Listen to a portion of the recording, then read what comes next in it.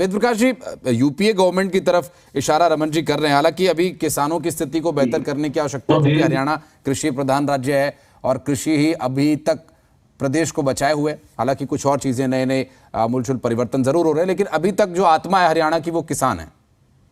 जी आशीष जी, आपको, रमन जी को, दीप कमल जी को, पंजरेटा साहब को और आपके विशेषज्ञ विजय जी को और आपके दर्शकों को मेरा नमस्कार जी।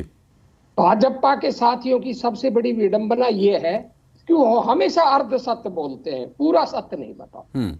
उन्होंने ये तो बता दिया कि यूपीए सरकार ने बॉन्ड लिए थे, पर यह नहीं बताया कि मोदी सरकार ने पेट्रोल और डीजल पर यूपीए के कार्यकाल से 250 से 600 गुना ज्यादा एक्साइज ड्यूटी लगाकर कितनी कमाई कर ली। बॉन्ड थे 1 लाख या 1.5 लाख करोड़ के, और इन्होंने कमाई कर ली 30 लाख करोड़ की। अगर ये 30 लाख करोड़ रुपए की कमाई करने के बाद भी 1.5 लाख करोड़ के बॉन्ड का रोना रोएंगे, दुर्भाग्य है। दूसरा, उन्होंने कहा कि भाई किसानों को बिजली बढ़ गई। असत्य बोल सकते हैं, कोई रोक नहीं सकता। जब कांग्रेस की सरकार थी तब भी 8 घंटे बिजली मिलती थी, कभी 6 भी मिलती थी, मैं असत्य नहीं बोलूंगा। और आज जब भाजपा की सरकार है तब भी 6 से 8 घंटा बिजली मिल रही है, तो कहां डीजल की खपत कम और ज्यादा हो गई। एक इन्होंने बड़ा सत्य बोल दिया कि मनोहर जी ने कोई टैक्स नहीं लगाया। अरे भाई, मनोहर जी टैक्स कहां से लगाएंगे, अब तो जीएसटी लग गई। भाजपा सरकार आने के बाद ये दीप कमल जी बैठे हैं, इनसे पूछ लेना, इनके नेता ने भी खूब विरोध किया था। ट्रैक्टर पर जीएसटी लग गई, कृषि यंत्रों पे जीएसटी लग गई, खाद पे जीएसटी लग गई। जो किसानों की यंत्र थे, किसानों की प्रयोग करने वाली दवाइयां थी, उन पर कभी कोई टैक्स नहीं होता था, वो भी टैक्स लग गया। और फिर कह रहे हैं कि हमने कोई टैक्स नहीं लगाया, और उसी का एक परिणाम है। अब ये तो किसी रिपोर्ट को मानते ही नहीं। अभी आपने सुनवाया था हमारे दलाल साहब की, उन्होंने कहा कि हरियाणा की जो बदहाली की जो रिपोर्ट आई है वो असत्य है। अरे किसने असत्य बोला है? जो सामाजिक सूचांक की रिपोर्ट आई है, प्रगति नागरिक प्रगति सूचांक की रिपोर्ट, वो कोई आसमान से आकर टपकी है क्या? क्या किसी विदेशी एजेंसी ने करवाई है क्या? क्या किसी कांग्रेस की एजेंसी ने करवाई क्या? अरे मोदी सरकार ने करवाई है, और मोदी सरकार के अनुसार हरियाणा 30वें से 27 स्थान पर है, वर्ष स्थिति के अंदर है। अपनी सरकार के भी आंकड़े मानने को तैयार नहीं। इन्हीं की सरकार ने एक और आंकड़ा दिया था 15 दिन पहले कि हरियाणा के किसानों पर 1.82 लाख रुपए का कर्ज है, 1,82,000 प्रति किसान, और हरियाणा के किसान की आय है 22,941 रुपए, और देश के किसान पर औसतन कर्ज है 78,000 रुपए। तो देखिए कहां 78,000 रुपए, कहां 1,82,000 रुपए। तो हरियाणा में कर्ज की मात्रा कितनी ज्यादा। हाँ, हरियाणा की आय औसत से दुगुनी है, मैं स्वीकार करता हूं। आपने भी कहा किसान आय 2022 तक दुगुना करने का वादा किया था, पर हुआ क्या?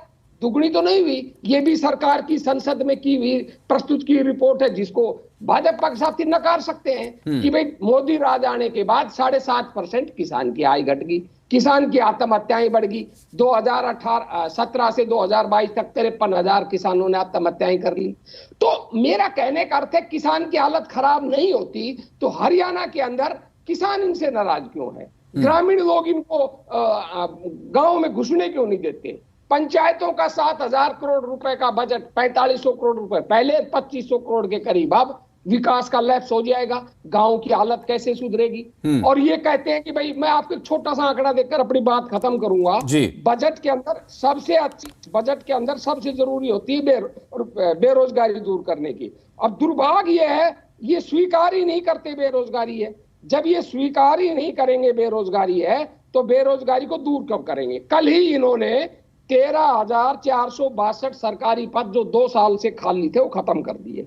हरियाणा के अंदर कुल सरकारी पद हैं 4,58,808, जिनमें जो फाइनेंस डिपार्टमेंट से जो स्वीकृत पद कहलाते हैं वो है 4,45,346, और इनमें भरे हुए पद हैं 2,62,849, अर्थात 1,82,497 पद हरियाणा में खाली पड़े हैं। और उनकी जो फाइनेंस सेक्रेटरी ने जो विज्ञप्ति जारी की है, उन्होंने कहा कि 1 लाख हम भर्तियां करेंगे और उसके बाद हम और पद भी रिक्त करेंगे। इसका मतलब है कि जो बचे हुए लगभग 70,000 पद और बचेंगे, उनको भी 50 से 70,000 पद सरकार खाली करने खत्म करने वाली है।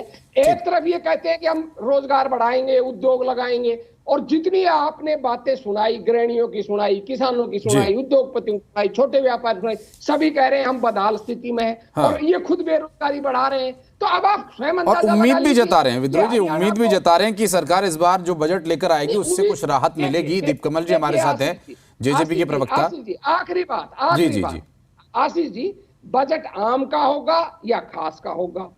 बजट आम आदमी का होगा या हम दो हमारे दो का होगा? बजट आशावान होगा या निराशावान होगा? ये तो हम 23 को ही कह सकते हैं, उससे पहले कैसे कह सकते हैं कि जी बजट जी कैसा जी, हो? बिल्कुल बिल्कुल। उम्मीद पर दुनिया काम है सर। उम्मीद तो कर सकते हैं, सरकार से चुनी हुई सरकार है तो उससे उम्मीद तो हम कर ही सकते हैं। बाकी इस विषय को लेकर